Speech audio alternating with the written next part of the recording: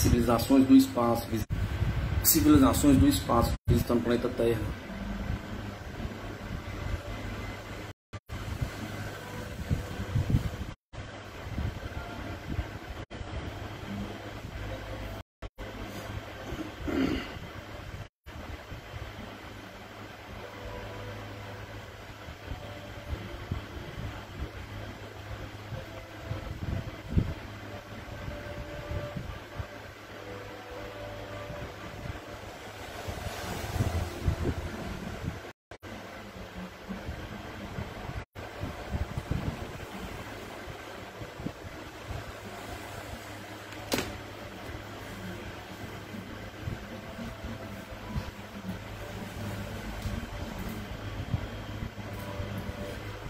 Resumo do movimento dos discos voadores sobre o território brasileiro no período de setembro a novembro de 1958.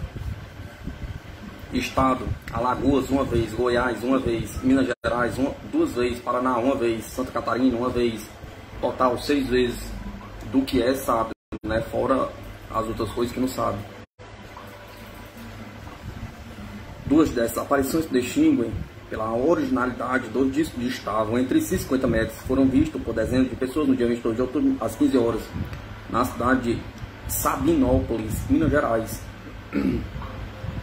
O disco seguia com pouca velocidade em direção a oeste, mas produzia um grande ruído e projetava estranha e forte claridade esbranquiçada. Em 11 de novembro foi visto um disco arredondado e cintilante na futura capital federal, a 12 mil metros de altura. O disco permaneceu no ar durante 3 minutos, mas desapareceu com incrível velocidade quando o avião subiu para uma perseguição.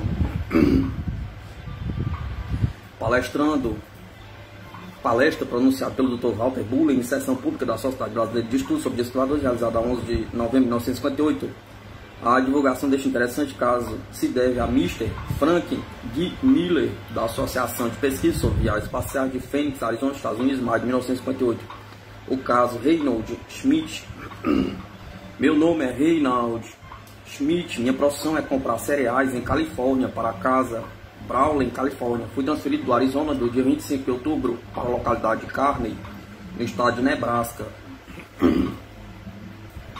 Em outras épocas do ano, costumo comprar cereais para outras companhias de Los Angeles, Califórnia. Quando fui transferido do Arizona, deixei capataz encarregado da colheita em Wilcox, Arizona.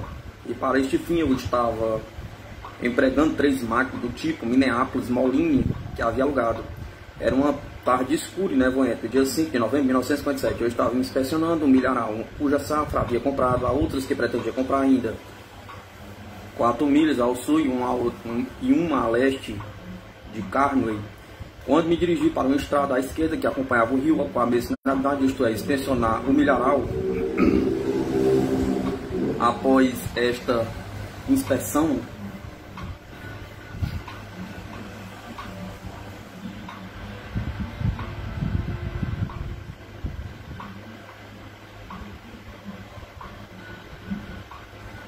eu estava inspecionando o milharal, cuja safra havia comprado, e outros que pretendia comprar ainda 4 milhas ao sul e uma a leste de Kearney, quando me dirigi para uma estrada à esquerda que acompanhava o rio com a mesma finalidade, isto é, inspecionar o milharal. Após esta inspeção, já cerca das 14h30 horas, dirigi na casa abandonada para poder dar a volta com meu carro e retornar ao hotel onde residia.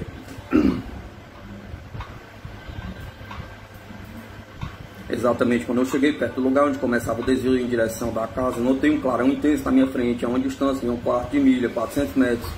Pensei que alguém estivesse dinamitando raízes de árvores, mas não escutei nenhum barulho de explosão. Decidi seguir o caminho em frente e verificar o que estava acontecendo. Rodei em direção à margem do rio. Quando cheguei a uma distância de 30 metros, parou o motor do meu carro. Virei a chave de ignição várias vezes e pisei num arranco sem resultado. Perguntava a mim mesmo se a estrada não era boa. Pelos trancos e arrancos não teria trazido alguma confusão ao fio de eletricidade. Não teria trazido alguma confusão ao fio de eletricidade. Instalei instalação elétrica. Quando olhei para diante, vi aquilo que me parecia um balão cheio pela metade, contornando uns arbustos e moita de capim. Pude observar melhor e vi que não se tratava de balão, mas de uma espécie de nave larga, de aspecto prateado e de um metal que se assemelhava ao alumínio polido. A uma distância de 9 metros observei um jato de luz que, partindo da nave, se projetava na parte superior do meu peito.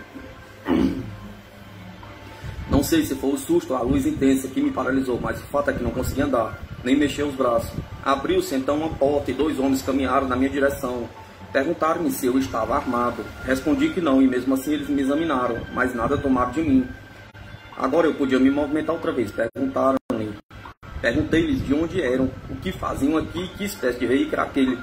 Responderam-me que não me poderiam dizer isto desta vez.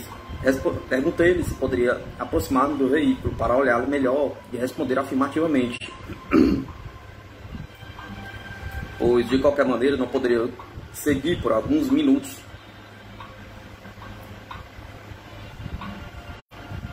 Convidaram-me a entrar. E uma vez lá dentro, o comandante me explicou que poderia ver tudo, sem tocar em nada.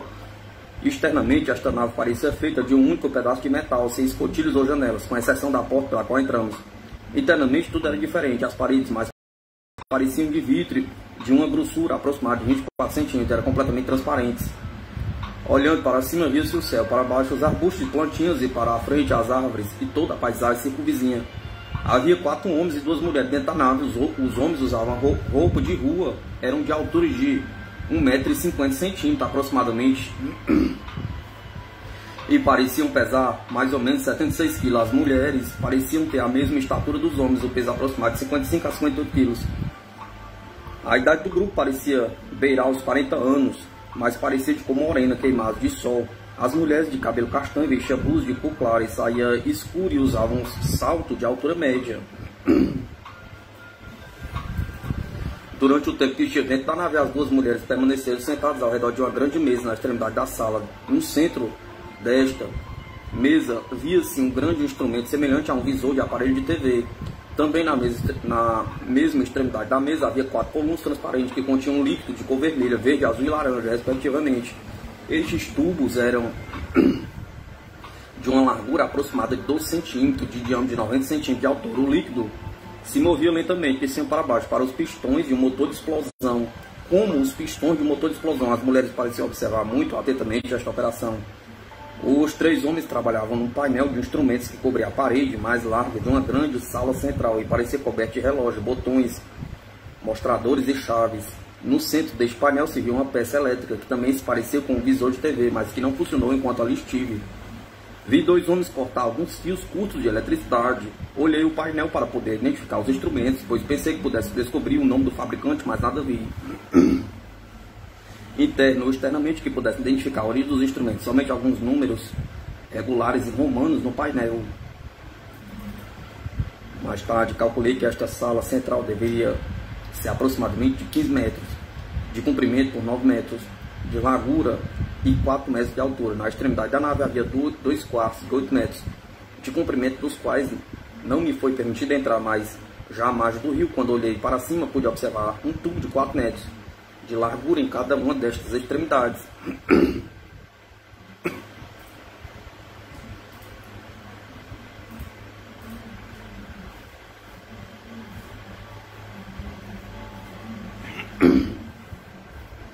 Em cada um destes tubos havia um ventilador de 8 a 10 pares. Não pude saber a utilidade desses ventiladores, porque não notei nenhuma corrente de ar ou nenhum turbilhão de poeira quando o aparelho decolou. Muito me fascinou o modo como os ocupantes da nave se moviam dentro da sala quando se afastavam do painel, pois mais pareciam deslizar, era como se uma fita volante os conduzisse. Mas no chão nada pude perceber. Perguntava a mim mesmo se o sapato que eles usavam seriam a causa deste locomover tão suave.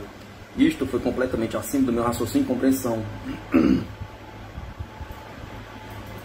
Todos os ocupantes da nave me cumprimentavam e despediam-se, dizendo: ver-nos-emos novamente. Não atinei então com o sentido exato daquelas palavras. Outra coisa, o homem que conversou comigo o tempo todo muito se parecia com um outro que estivera vendo a televisão comigo na noite anterior, no hotel. Na nave ele me disse: diga aos seus companheiros que nós sabíamos que eles já viram esta nave antes e que ver-lhe-ão outras vezes. Ele me perguntou também se eu sabia alguma coisa a respeito do programa do satélite dos Estados Unidos. Respondi que não. Ele continuou: sim, vocês estão planejando mandar uns para cima. Mas os 2 primeiros não sairão do chão e o terceiro subirá, mas vocês não receberão muitas informações por ele. Fatos posteriores confirmaram esta previsão. Eles me falaram no inglês acentuadamente germânico. A língua entre eles usada era o alemão, que eu pude compreender porque estudei numa escola onde se ensinava o alemão tanto quanto o inglês, de maneira que ainda hoje posso falar, ler, entender e entender razoavelmente esta língua. Depois de permanecer cerca de 30 minutos dentro da nave, um dos tripulantes disse ao outro: "We sind fertig", o que quer dizer acabamos. E assim o comandante me disse: "O senhor tem de nos deixar agora". Fiquei satisfeito com isso, porque já estava me perguntando se ainda poderia abandonar a nave. Quando deixei a escada, pisei em terra firme, percebi o motor tinha sido ligado e parecia o som de um grande motor elétrico, tanto mais silencioso quanto mais ganhava em velocidade. Depois de uns 12 segundos de funcionamento, a nave se elevou verticalmente no ar, a 4 metros do solo. Tornou-se de cor preta, de piche, a 30 metros. Tornou-se de uma tonalidade verde azulada, e quando para o rumo sul-leste, desprendeu repentinamente um clarão brilhante, desapareceu dos meus olhos. Aquele dia as nuvens pareciam a altura de 240 metros, mas o desaparecimento da nave se verificou muito tempo antes de ser atingido este teto, talvez a altura de 45 metros acima do solo. Mais tarde, um empregado da prefeitura contou-me que um trator, dois carros e um grande caminhão que se achava sobre a rota da nave haviam parado de funcionar durante a sua passagem. Ainda a bordo da nave, me recomendaram eles que só ligasse o motor do meu carro quando já estivesse fora de um raio de ação do aparelho, para que pudesse ele funcionar. Esta foi a primeira vez que eu ouvi falar naquilo, que eu ouvi falar nisto. Depois do desaparecimento da nave, já às 15 horas, voltei ao meu carro que funcionou normalmente, me dirigi para Carney. Só então pude avaliar a magnitude da minha experiência, o que me abalou de tal maneira que precisei parar o carro para recuperar o autocontrole. Schmidt não sabe o que fazer agora. Comecei a pensar se devia ou não contar esta experiência, pois tinha medo de perder meu emprego se esta aventura se tornasse pública. Por outro lado, tinha medo que não acreditasse nas minhas palavras, mas lembrei também que o governo, através do rádio e televisão, havia feito um apelo para que se vigiasse o céu e se comunicasse a presença de qualquer objeto não identificado que fosse observado. Não tive dúvida, então, que meu dever de cidadão era fazer uma comunicação a respeito desta minha experiência. De fato, até então só me havia ocorrido a hipótese que a nave era de origem russa, com equipagem de cientistas alemães. Resolvi falar primeiramente com o padre da minha religião e relatar os fatos e consultá-lo sobre a melhor maneira de agir nesta situação, mas o padre estava fora. Dirigi-me então à delegacia de polícia, perguntei para o delegado, que também se encontrava ausente, em férias, mas informou-me onde encontrava o seu substituto no Tribunal de Justiça, ou troca de telefones, e combinou-se um encontro no tribunal, para onde me dirigi, pondo-me a pôr a minha experiência naquela tarde. Este policial era, pois, a primeira pessoa com que eu falava sobre o fato. Ele me disse: "Vamos lá de carro". Entramos no carro e começamos a rodar e conversar. Disse-me ele: "Para mim existe uma coincidência estranha. Ouviu o senhor soar de sirene hoje à tarde?" Perguntou. "Sim", respondi. "A esta hora eu estava no meu quarto, no hotel, e pensei que fosse um incêndio." "Não", disse ele, "alguém chamou e informou que um estranho objeto ou nave no céu se movia em direção a Kerney. Quando chegamos ao local onde a nave havia aterrissado, pudemos notar com as marcas deixadas pelos 4 suportes hidráulicos no leito seco do rio Plate. Também, uma das extremidades onde a nave havia pousado, achamos um pouco de óleo na areia e nas folhas. Este óleo fino ao tato era de cor verde escuro e tinha um gosto doce, mas eu não pude saber a sua origem exata." Sugeri ao policial que isolasse o local com cordas, destacando uma patrulha policial para guardá-lo, mas ele desejava voltar à cidade, entrar em contato com outras autoridades. Ouvindo-lhes a opinião, voltamos a Caney. E então falamos com o chefe de polícia, a quem relatei a minha experiência, pondo a par de nossas observações sobre o local da aterrissagem daquela estranha nave. O chefe de polícia desejou visitar o tal local. Convidou o promotor da cidade. A comitiva se juntou ainda o repórter de uma folha local. Éramos 5 nesta segunda viagem. Usamos um carro de polícia cuja sirene funcionou durante todo o trajeto. Todos nós vimos as impressões no solo e o óleo na areia, e todos concordaram que um grande objeto havia deixado ali as suas marcas. Tomando por base as impressões deixadas na areia, calculamos que este objeto teria 30 metros de comprimento e 9 metros de largura. Pela observação anterior, calculei a altura em 4 metros. Insisti mais uma vez na ideia de isolar e o policial local até que as autoridades ligadas do assunto pudessem examiná-lo, mas responderam que isso não era necessário agora, pois que havia sim testemunhos convencidos de que um grande objeto havia ali aterrissado. Olhemos um pouco deste óleo esverdeado e o chefe da polícia informou que o mandaria examinar. Voltando o grupo à cidade, fiquei no Fort Hotel, onde me encontrava hospedado. Achei que com as providências que havia tomado, estava cumprindo a minha obrigação de cidadão e considerei o caso cerrado. Espreguicei-me na sala do hotel, assistindo a um programa de TV, quando houve uma interrupção para a seguinte novidade sensacional.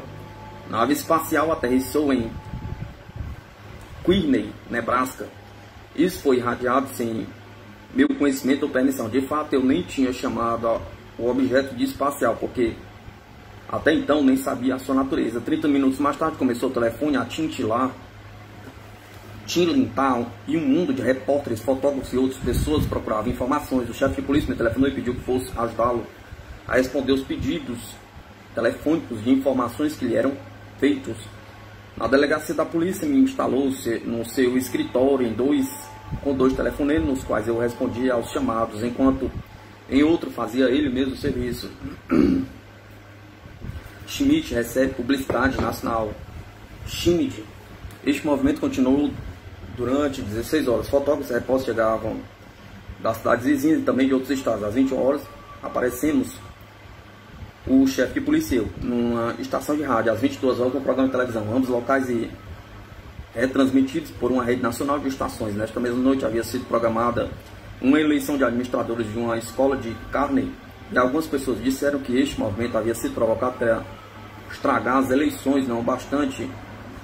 Tudo ocorreu normalmente. Chegaram tantos repórteres e tantas pessoas interessadas à cidade que houve interrupção de tráfego a alguns quarteirões em redor do prédio da polícia. E lá dentro só havia lugar para que as pessoas se conservarem em pé. Minha última viagem ao local da aterrissagem havia sido às 3 horas da manhã e mesmo a essa hora lá se encontravam estacionados aproximadamente 30 carros com a multidão andando para cá e para lá.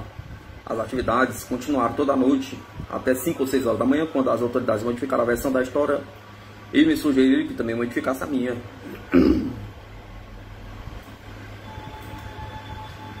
Filos ver que poderia modificar o relato dos acontecimentos como desejasse, mas eu não faria isso, salvo se necessário a segurança dos Estados Unidos.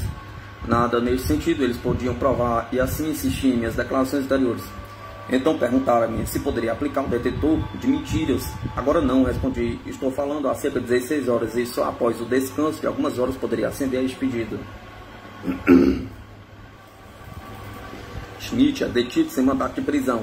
Eu estava rouco de tanto falar. Tinha estado exposto às luzes dos fotógrafos durante 15 ou 16 horas. Disse a um dos empregados de polícia que iria voltar ao meu quarto de hotel para dormir. Então o chefe de polícia respondeu-me que eu não poderia fazer isso porque estava detido. Qual é a razão disto? Perguntei. Não sabemos, mas não poderemos deixá-lo sair daqui, respondeu-me ele. Fui deitar na cadeia e quando acordei algumas horas mais tarde perguntei se queriam aplicar-me o detentor de mentiras. Responderam que já não era necessário e mais tarde me informaram que minha recusa anterior tinha sido acertada, dado o estado de fome, cansaço e exaustão em que me encontrava. Até hoje não me recuso a aplicação deste teste, se for acompanhado por idêntico das autoridades de Kearney. Aproximadamente às 10 horas da manhã do dia 6 de novembro, o promotor municipal entrou na minha cela com 2 latas de óleo e comunicou-me que havia colhido algumas provas que justificassem a modificação do meu relato. Disse-me que a lata vazia tinha sido encontrada pouco distante do local onde teria pousado a nave. A outra lata, ainda cheia parcialmente, disse ele, era da mesma marca e número e fora retirada da mala do meu carro, com o respectivo abridor. Respondi que precisava inventar uma história melhor, porque essa era difícil de ser acreditada, ou então devíamos admitir que estávamos cegos, eu, as autoridades de Kearney e mais as 500 ou 600 pessoas que haviam andado para cima e para baixo ao lado do rio. Durante toda aquela tarde, porque ninguém havia visto a lata de óleo que afirmava ele agora fora encontrado naquele local onde a nave havia aterrissado, sugeri que se tomasse as impressões digitais se houvesse na lata, mas não é do meu conhecimento que tenham feito alguma coisa nesse sentido. Na lata que me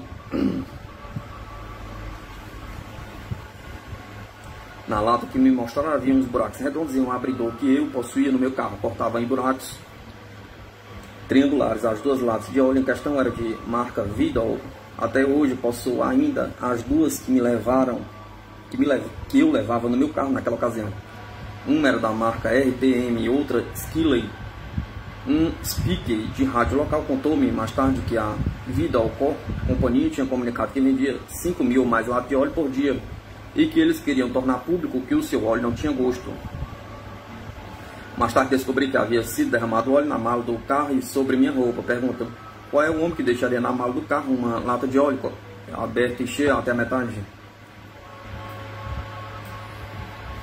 Fui informado que 2 policiais da base aérea do Colorado Spring haviam chegado durante a noite, mas só me entrevistaram às 11 horas da manhã seguinte, 6 de novembro, quando me pediram que lhe contasse minha experiência, que foi gravada em fita magnética. Durante a sessão, das autoridades locais perguntaram em voz alta como era possível que a nave tivesse se levantado verticalmente.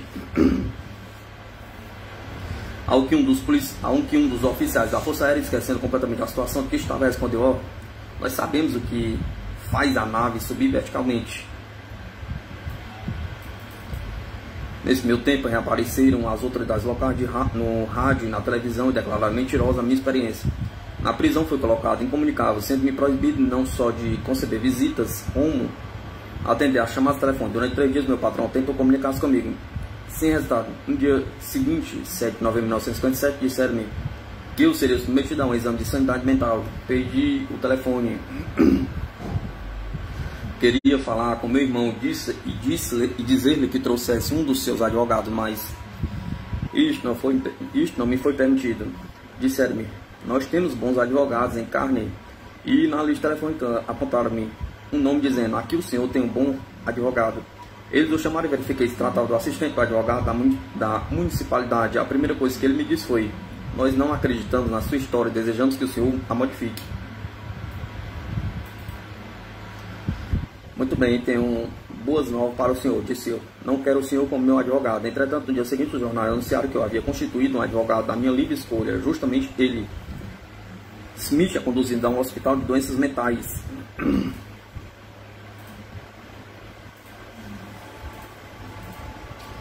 Nesta noite, 7 de novembro de 1957, às 23 horas, foi apresentado à junta encarregada do exame de saúde mental. Eram os seguintes os membros desta comissão: o chefe de polícia, o advogado da municipalidade, o escrivão do Tribunal de Justiça, o substituto do delegado médico.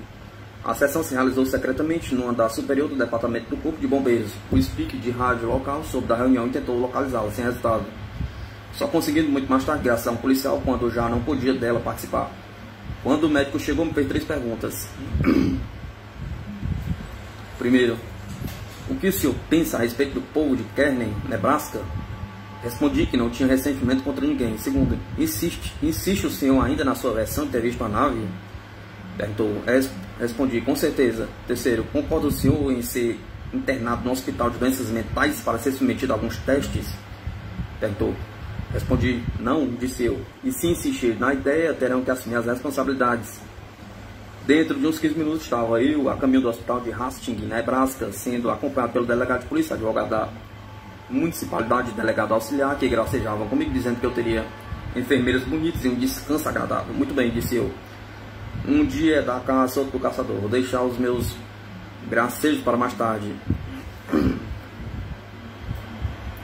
Aquela noite foi admitido no hospital. Antes que os testes começassem, chamaram um meu irmão em Hastings, Nebraska, e o outro em Grand Island, e fizeram-nos ver que eu tinha tendências para o suicídio, e por isso deveriam dar consentimento para me internar no sanatório de doenças mentais, uma vez que o hospital de Hastings não apresentava segurança. Foi-lhe sugerido pelas autoridades que solicitasse um delegado e um advogado para efetuar a minha transferência. Disseram ainda que minha gravata, cordões dos meus sapatos e meus cintos tinham sido retirados do meu alcance por precaução, mas a verdade é que usavam botinas e não sapatos, né, com cordões, e que todos os objetos citados continuavam no meu quarto, até minha navalha. Meus irmãos se negaram a assumir tal responsabilidade a conselho dos seus advogados, que explicaram que minha experiência estaria tendo tal repercussão que as autoridades desejaram anular o caso Smith. Disseram ainda os advogados: se os senhores requerem a transferência, toda a responsabilidade do caso recairá sobre os senhores. Se não nos enganamos, o Smith sairá muito bem neste caso. Lembraram-se ainda os meus irmãos de um jantar de que eu participei exatamente no domingo anterior. E essa história, no domingo anterior a essa história, e nenhum dos presentes acreditava que eu poderia ter enlouquecido tão depressa. Se bem que não residisse em Nebraska, nasci e fui educado próximo em Kennesaw, próximo também a Kernel. Meus 4 irmãos e 2 irmãs moram ainda em Nebraska. Além do fato de ser mencionado como candidato a suicídio, foi apontado como dado ao vício de fumar maconha, quando na realidade nem tabaco eu fumo, só eventualmente. As autoridades também procuraram minha mulher para ver se ela assumia a responsabilidade de me internar no sanatório de doenças mentais. Na primeira manhã de minha hospitalização, às 10 horas, foi apresentada ao corpo médico do hospital. Aproximadamente 30 médicos e enfermeiras respondiam algumas perguntas durante uns 20 minutos e depois convidaram-me a fazer também as perguntas que desejavam. Em seguida, permitiram que me retirasse e fui para a sala de recreação para assistir à televisão. Um pouco mais tarde veio o médico que deveria tomar conta do meu caso e me perguntou a razão do meu internamento no hospital. Respondi: não sei, não foi minha ideia esta de me internar aqui. Então ele me informou que eu seria submetido a testes, ao que acrescentei que talvez fosse esta a razão do meu internamento. Assim começou uma série de testes que se prolongaram por quase 2 semanas.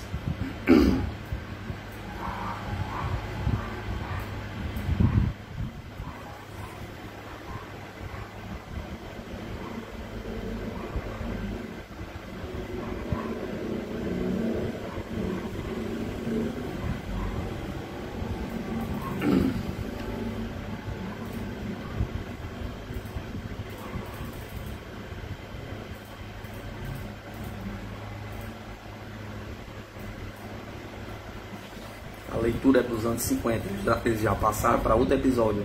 Entrevistas.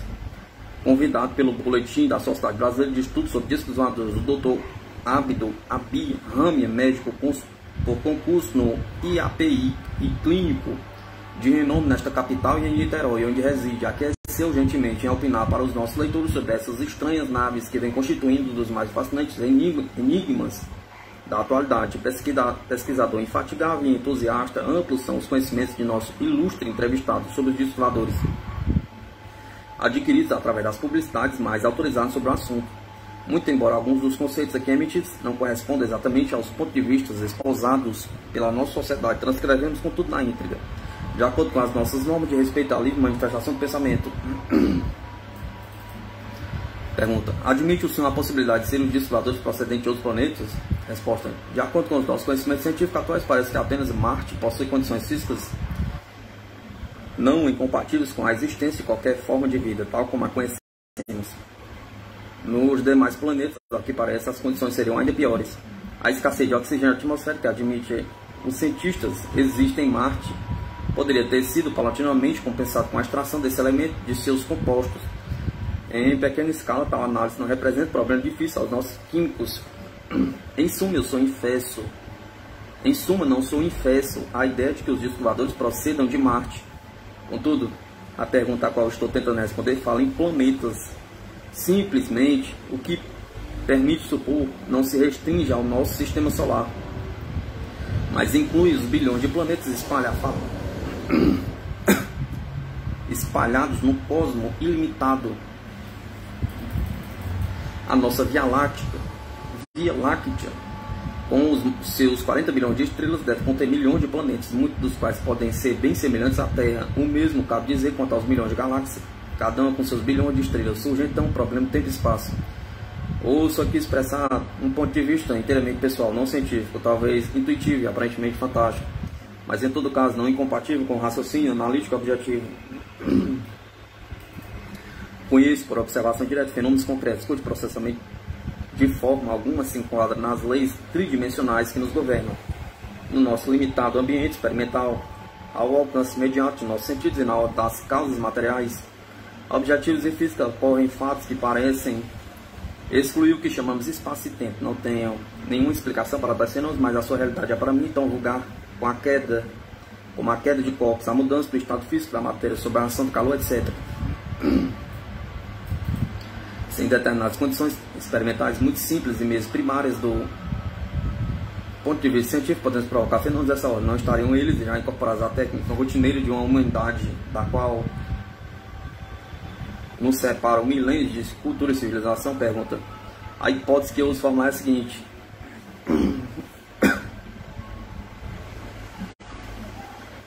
os habitantes desses longínquos planetas possuírem meios para transportar as barreiras do sistema tridimensional e atuarem fora do espaço do tempo. A mínima distância é para nós tão incompreensível quanto a máxima, e a mesma impossibilidade existe em relação ao tempo. E com essa ignorância não estamos aparelhados para concluir definitivamente sobre os problemas de movimento, velocidade de espaço, tempo, matéria e energia.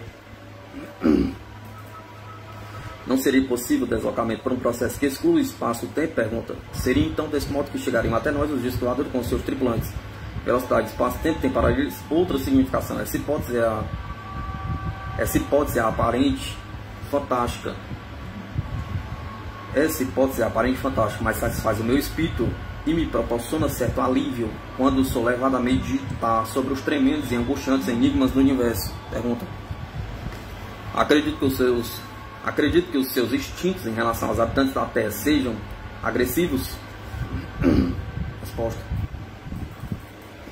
A minha concepção espiritualista não admite intuitos hostis nos tripulantes dos discos voadores, embora tenham sido relatadas certas ocorrências fatais que considero acidentes, nem mesmo sendo verídicos relatos sobre o desaparecimento de aviões com todos os seus ocupantes. É admissível uma explicação menos pessimista para esses fatos.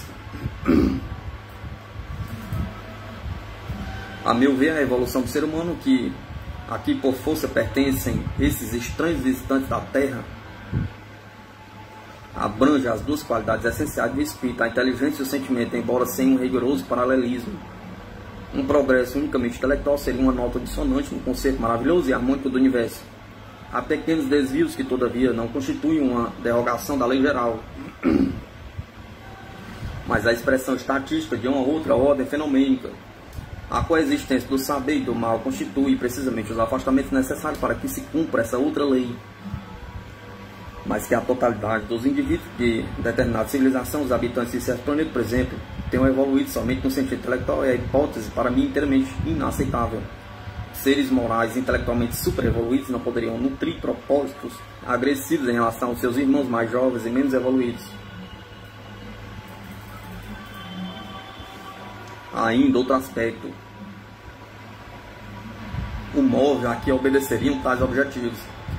A ideia que logo ocorre é de que o seu planeta de origem teria se tornado inadequado e estariam em consequência à procura de um outro, que poderia ser o nosso.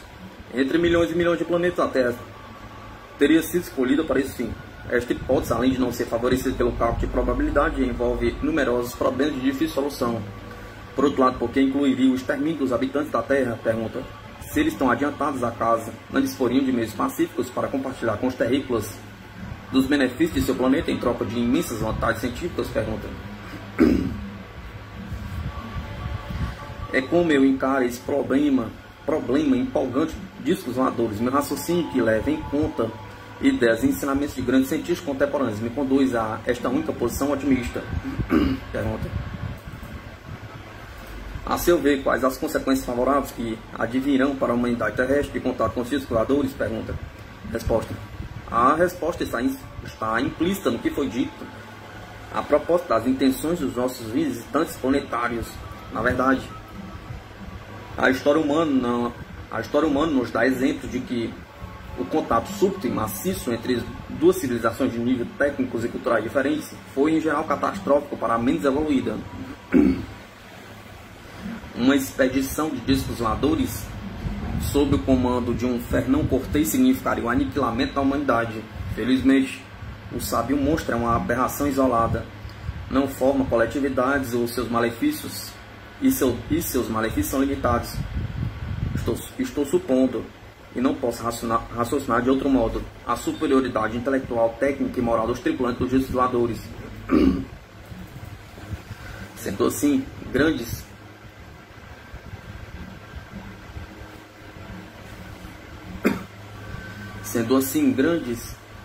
serão os benefícios que poderemos auferir de nosso contato com eles. Creio, porém, que será apenas uma cooperação, uma ajuda a nós e que cabe a responsabilidade de impulsionar a nossa evolução, utilizando de maneira construtiva as próprias dificuldades que a vida física nos oferece. Seremos nós os construtores de nosso progresso espiritual. Da Rádio Copacabana, aos domingos, às 20 horas e 30 horas, às 20 e 30 horas, vem realizando interessantes palestras sobre discos voadores. Nosso amigo Luiz Paulo Pastorino.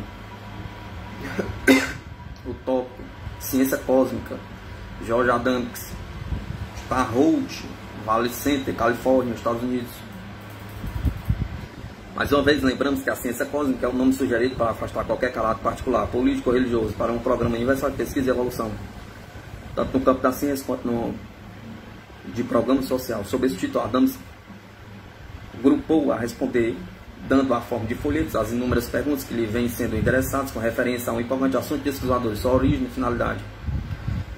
Recebemos um exemplar deste folheto e publicaremos hoje uma das perguntas e resposta que nos pareceu de maior interesse no momento. Pergunta: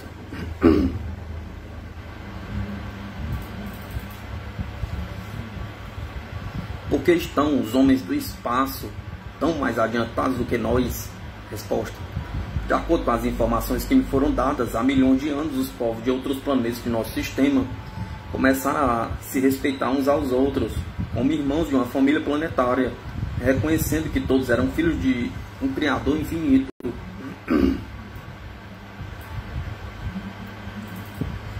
Sem divisão de qualquer espécie, trabalhando juntos em harmonia. Foram eles capazes de concentrar seus esforços em estudos e progressos construtivos. Como resultado, aprender a bem conhecer as leis da natureza e como aproveitá-las. Este conhecimento tornou-lhes possível o uso de certas energias e seu aproveitamento na construção de naves que se baseiam em princípios próprios de cada planeta. E assim tem conseguido transpor o mundo em que vivem, alcançando outros. Por outro lado, a história da espécie humana está cheia de divisões motivadas muitas vezes por ambições pessoais. Destruir em vez de construir tem sido a nossa prática e, em consequência, só conseguimos sofrimento, doença e ignorância. Presumimos erradamente que o planeta pertence ao homem, que cada um reclama a sua parte. Em contraposição, nossos vizinhos do espaço compreenderam que seu planeta pertence ao Criador, assim como numa grande família repartem igualmente seus bens. Em discórdia, vivemos como estranhos uns aos outros. Em fraternidade, eles vivem em paz e harmonia. Mesa redonda realizada 27/8/57. Pergunta: dada a superioridade técnica dos homens dos discos, por que eles não procuram conquistar-nos, matar-nos ou pelo menos impor-nos uma esfera de influência? Pergunta Dr. José Augusto. Como já disse, tendo-os como pacíficos, animados dos mais nobres propósitos, não esqueçamos que o hábito, como as maiores nações da terra, de subjugar e escravizar as menores, não é senão um resquício dos tempos bárbaros. Em outras palavras, a ausência de verdadeira civilização. Ora, uma humanidade realmente avançada e civilizada não usa tais processos, porque incompatíveis com a dignidade humana, com o respeito que todos se devem e com a obediência à lei de Deus. Por essas mesmas razões, não creio que, por mais nobre que fossem os seus objetivos, povos realmente superiores, como julgo serem os que usam os discos, fossem capazes de nos impor pela força o estabelecimento de uma esfera de influência. De resto, seria pouco inteligente a política, porquanto a força bruta não é o melhor elemento de convicção. Quando empregada sobre um povo com argumento único ou maior, os resultados são sempre precários. Aqui na Terra costumam as nações mais poderosas criar nas mais fracas esferas de influência pela força das armas ou da economia, sempre com o objetivo de auferir vantagens materiais ou políticas. Não creio que os homens dos discos tenham tais objetivos. Como disse, o propósito dele deve ser o de fazer o bem que nos auxilie, de nos auxiliarem, esperando para isso, como é natural, que também façamos a nossa parte.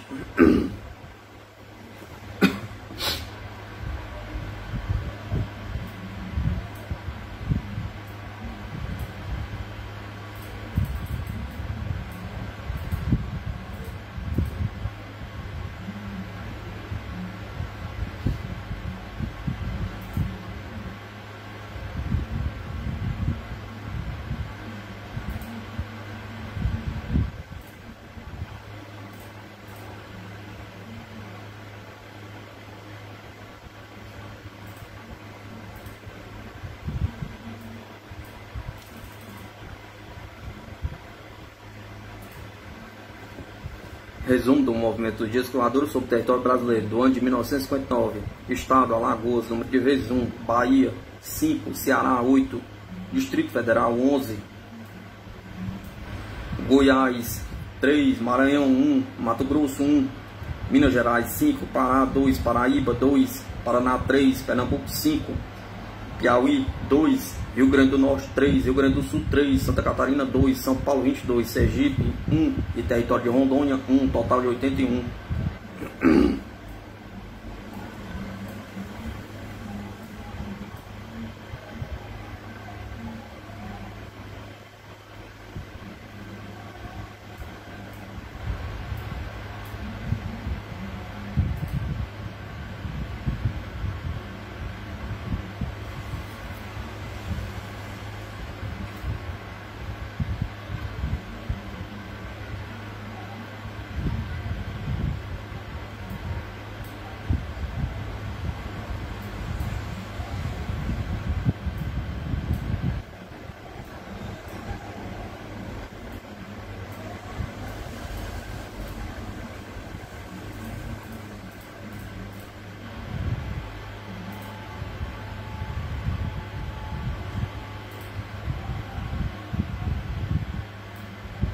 Mesa redonda.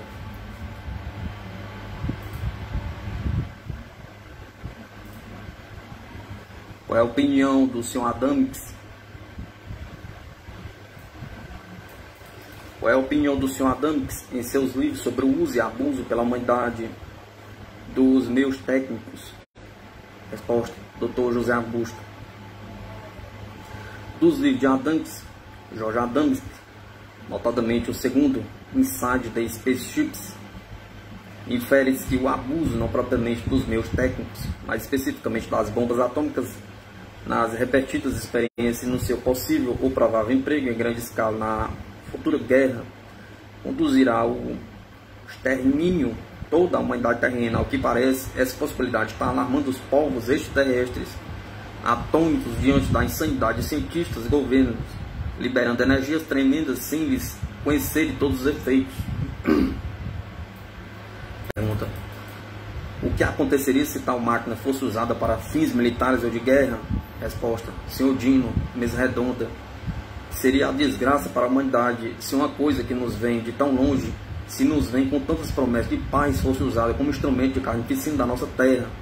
Se uma máquina desta natureza for um dia construída entre nós, deverá ela, acima de tudo, não servir aos nossos próprios interesses egoístas, mas ser usada exclusivamente para fins pacíficos de transporte.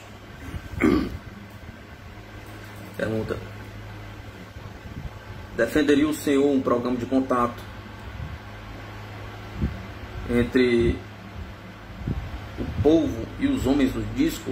De que modo haveria vantagem nisso? Resposta: Dr. José Augusto, mas é redonda. Sim, eu defenderia um programa desses com massa de entusiasmo, se dispusesse de recurso suficiente, afirmando-lhe que eu me dedicaria exclusivamente a trabalhar nisso, pois não vejo o campo melhor nem mais grandioso para servir a pátria e a humanidade. Para o programa dessa ordem própria, primeiro reunião de esforço e planejamento simples, depois solicitação dos homens do disco para que consistissem em impressionar todas as camadas sociais, entrando-lhe pelos olhos por meio de presença constante, até em dias e horas previamente marcados, desde que sem risco de vida e da liberdade. Assim, a meu ver, criar-se um estado de espírito coletivo em todo o mundo que possibilitaria um intercâmbio eficaz e permanente tudo feito às claras, haveria pressão popular que impediria os governos a continuarem negando, sabe Deus por quê.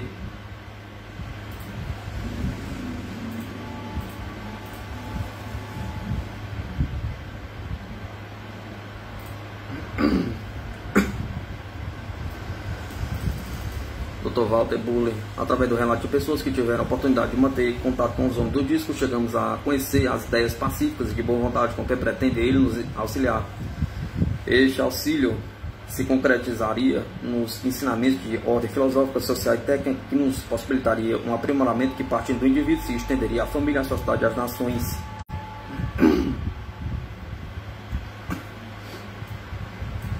Naturalmente, que para conseguir este aprimoramento teremos que empregar os conhecimentos recebidos no sentido de conseguirmos melhor conhecimento de nós mesmos para então poderemos melhor compreender o nosso próximo. Este seria o grande passo para que firmássemos a família universal.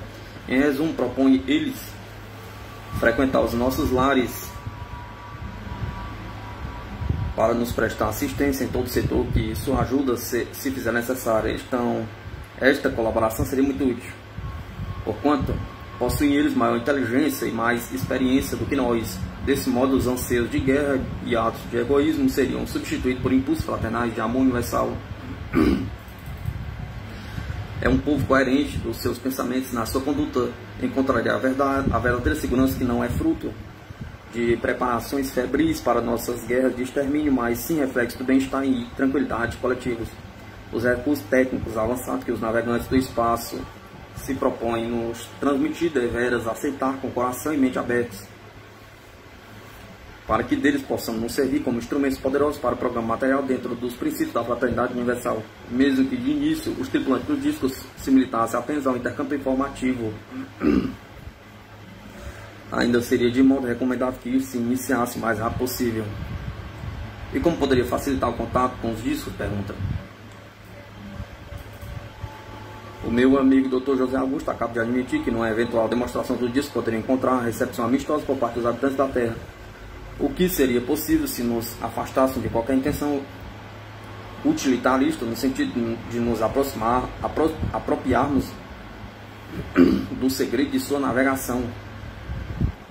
Em caso contrário, os pacíficos viajantes do espaço não encontrariam a desejada banda de música de ritmos alegres e festivos, mas ver-se-iam cercados pelo roncado dos aviões a jato, espalhando desolação e morte, talvez mesmo entre as paredes de um cárcere onde se lhe procuraria arrancar o segredo da tão avançada técnica. Na realidade, eu não gostaria de contribuir para que se armasse uma emboscada a esses seres de desenvolvimento superior.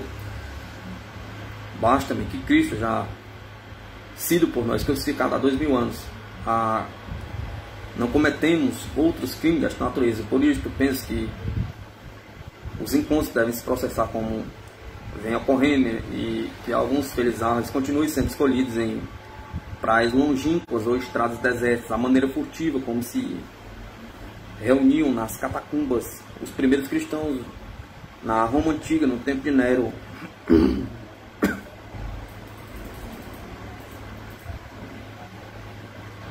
A coincidência do seu livro e daquilo que nos relata, que não foi relatado pelo professor José Freitas Guimarães de Santos? Pergunta. Resposta, senhor Dino. Eu não conheço o professor João Freitas Guimarães. Pelo que sei e pelo que me foi dado a saber, é o professor Guimarães um homem pobre, um homem honesto, inteligente e honrado. Eu não poderia nunca ter escrito o meu livro baseado no que ele disse, porque eu escrevi antes que ele publicasse seu relato nos jornais. Não poderia ser o inverso. Também o professor Guimarães, já antes de mim, comunicou à aeronáutica esse mesmo relato, o ano passado ainda. Desta maneira, não conhecíamos um relato um do outro na época em que foi escrito. Os pontos de contato realmente existem. Eles existem não somente entre nós dois, mas entre os relatos de muitas outras pessoas, e isso constitui até um motivo para que nos sintamos um pouco mais senhores da verdade.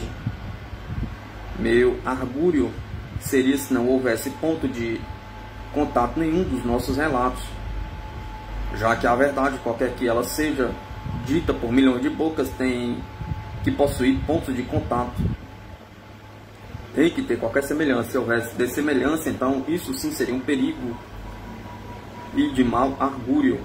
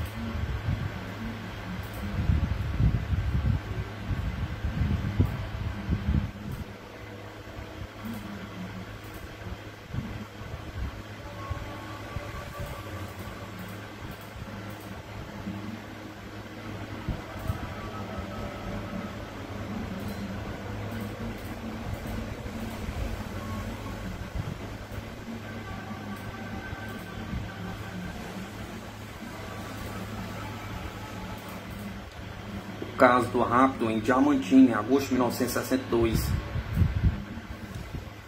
O Diário de Minas, nos dias 26 e 28 de agosto de 1962, e a última hora também no dia 28, todos de Belo Horizonte, bem como no dia 29, a Tribuna de Imprensa, Luta Democrática e o Jornal desta capital, em reportagem ilustrada com fotografias, noticiaram em localidade distante, cerca de 30 km de Diamantina, lugar ermo, próximo, 40 minutos a pé de Belo Horizonte. Um menor de 12 anos, ao sair de casa entre 6 e 7 horas da manhã, deparou com duas bolas de diâmetro aproximadamente de 40 centímetros, colocadas no chão em frente à porta de sua casa. Chamou o pai Rivelino, esse relato foi.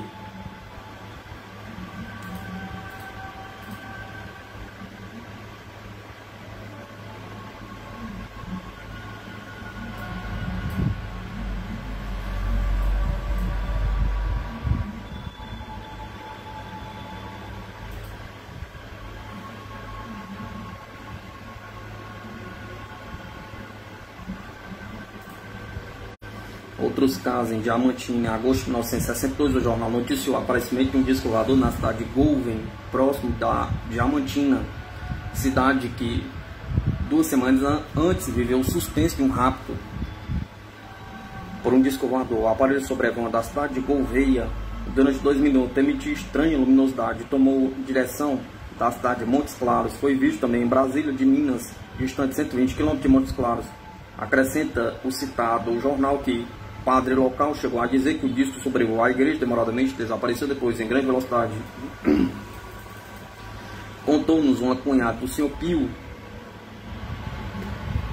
motorista radicado em Diamantina, que entre 20 e 24 de setembro de 1962, 15 dias após o caso de Rivelino, de que já nos ocupamos, entre 11 e 12 horas do dia, viu um objeto luminoso subir ao céu velozmente na parte alta da cidade, próxima à estação de estrada de ferro, fato presenciado por outras pessoas.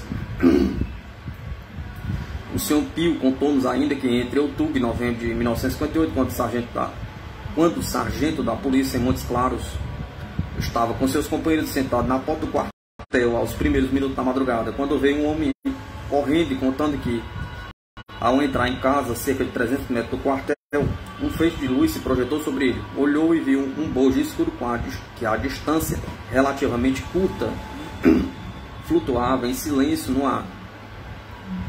Assustado, correu para o quartel e, quando sobressaltado relatava a ocorrência, puderam ainda o Sr. Pio e seus companheiros ver que uma bacia de 30 a 40 metros de luminosidade azul claro subia silenciosamente, velozmente em sentido oblíquo, em direção à cidade Coração de Jesus. O então sargento Pio relatou o fato ao comandante, que, por sua vez, encaminhou a comunicação aeronáutica na cidade próxima, Coração de Jesus. Naquela mesma madrugada foi observada a passagem de um disco. Contou-nos o senhor Chico Prata, amigo de Rivalino, que em 1955, próximo à cidade de Cerro, 2 operários serravam uma tábua pelo processo antigo na Serra do Itambé, na localidade de Pedra Redonda, município Cerro Frio. Deixando o trabalho no sábado, quando retornaram na segunda-feira, encontraram a serra fundida. Admirados, subiram até o pico, distante 150 metros, onde se apresentava um planalto de 200 metros, coberto de vegetação, e verificaram que num círculo de 50 metros de diâmetro estava a pedra polida à vista, fato que foi comprovado pelo nosso informante. Finalizando o relato, acrescenta Chico Prata que de Belo Horizonte técnicos se haviam dirigido ao pico a cato de metais e mais informações.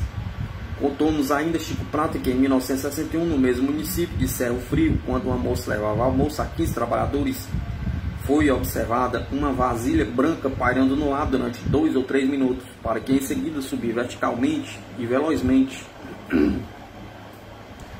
Finalmente, referiu Chico Prata a um caso acontecido próximo de extração, local mais antigo que a própria Diamantina, na mineração de diamantes. Lá visitamos o senhor Antônio Bernardes Lopes, negociante, que nos contou que há 7 anos, hoje com 50 anos, filha sua e seus netos Márcio de 17 e Rosário de 8, após pernoitarem em casa de seu pai e avô, dirigiram-se às 4 horas da madrugada para a casa próxima ao rio Jiquitinhonha, lugar chamado Coronel. Viram então uma bola vermelha luminosa que parecia o sol nascendo. Esta bola alcançou o grupo dentro de 5 minutos, acompanhando durante uns 3 minutos para aterrissar à direita na estrada a 300 metros. Do grupo que receoso continuava a caminhar. O objeto, que era redondo e tinha cerca de 2 a 3 metros de diâmetro, tinha uma cúpula que rodava quando em voo, soltando faíscas e fazendo barulho como chiado. Quando parado no chão, apresentava 4 rodas, a cúpula não tinha movimento e o chiado e faíscas eram fracos. Após 10 minutos em que esteve como que parado sobre o solo, voou novamente. Foram procuradas marcas no local. No dia seguinte, nada tendo sido encontrado. Uma professora em Diamantina, dona D.E., contou que há 3 ou 4 anos, no passeio às 6 horas da tarde com seu filho, teve sua atenção despertada por grandes globos ovalados de um verde metálico que parecia flutuar. Do outro lado do vale de Diamantina, eram 3 discos grandes e mais 4 ou 5 menores, um atrás do outro, que guardavam sempre a mesma distância entre si, ainda quando mudava de direção. Os movimentos foram rápidos, os discos sumiram em seguida, informou a professora, que também o padre José Gonçalves, reitor, e José Ferreira, disciplinário do ginásio, viram os objetos.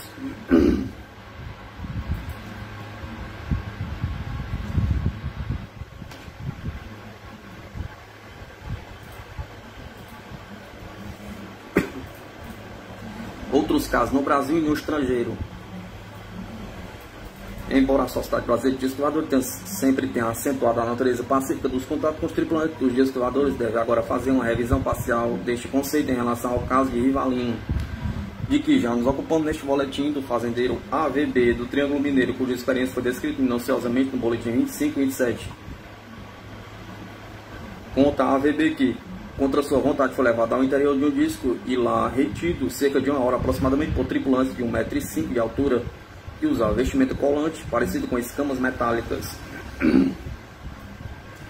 No boletim 25 e 27, acitado, foi também descrita a incursão de um teleguiado luminoso de cerca de 50 cm, de comprimento alongado em um apartamento na zona sul desta cidade, através de uma janela que percorreu 2 quartos em corredor. Fato presenciado por 3 pessoas, a qual testemunha à distância foi a senhora de um médico que conversava com a dona do apartamento pelo telefone. Deste modo, tomou conhecimento da ocorrência. Em Criciúma, Araranguá, Santa Catarina, em 18 de novembro de 1957, 2 trabalhadores viram discos aterrissados e 6 tripulantes que usavam roupas colantes e que sentindo-se observados, correram para os aparelhos que decolaram, fazendo ouvir como um chiado.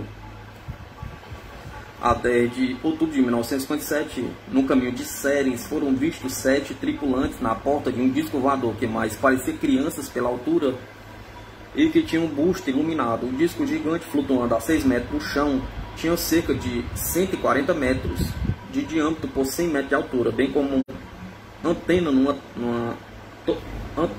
torre de 40 metros de altura.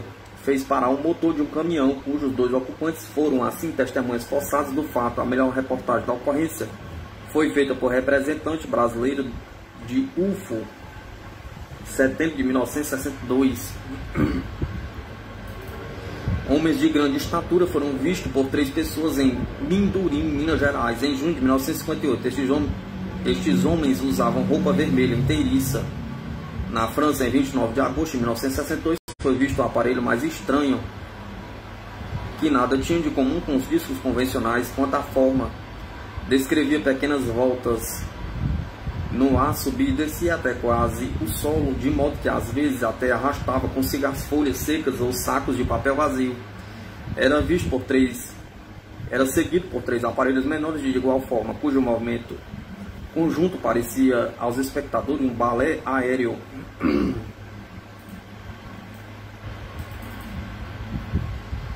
Em 7 de junho de 1959, na Nova Zelândia, na boca da noite, 36 testemunhas, 25 dos quais assinaram o documento a respeito, viram 4 tripulantes na coberta de um disco que flutuava no ar a alguma distância. Estes tripulantes tinham um busto iluminado e acenavam amistosamente com os braços em resposta ao grupo que os observava em terra.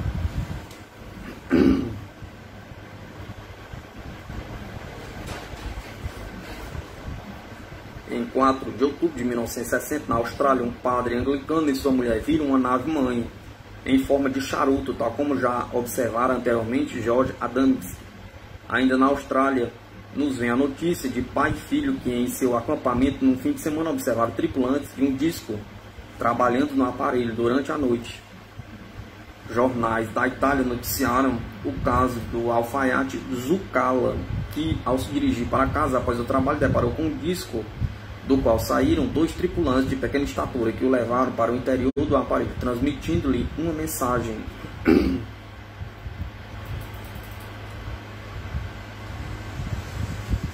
Civilizações do espaço visitando o planeta Terra.